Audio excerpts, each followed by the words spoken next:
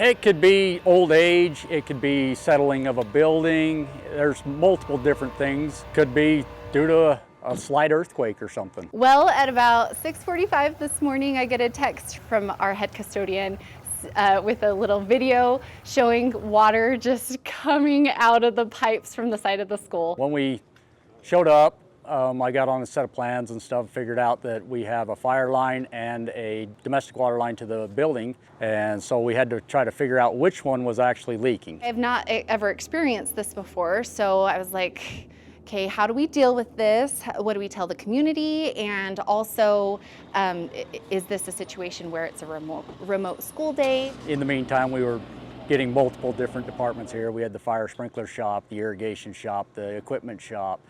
They're basically all hands on deck to take care of this problem so we can keep school up and running for the day. Just the whole district team came together and sorted out that we could still hold a school day with this kind of situation, bring out porta potties, bring out water bottles so that when we don't have potable water to use, that we have a backup and can still have a school day. We did find a set of valves in the grass area that was on the set of plans, but they were buried 3 inches down below the grass. So it took us a little bit of time to get that shut off. But once we found the one valve, we got it shut down, and then the water subsided, and we were able to go back through the building, make sure we had water through the building to make sure school functions for the day.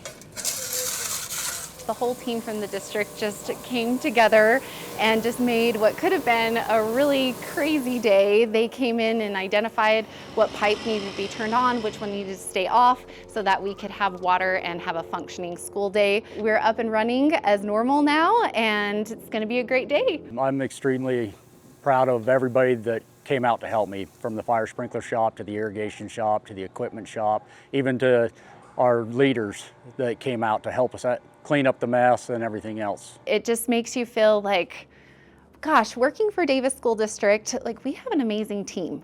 Like, everyone comes together, and what could have been a big ordeal just turned into just not a big deal because we all came together and took care of it.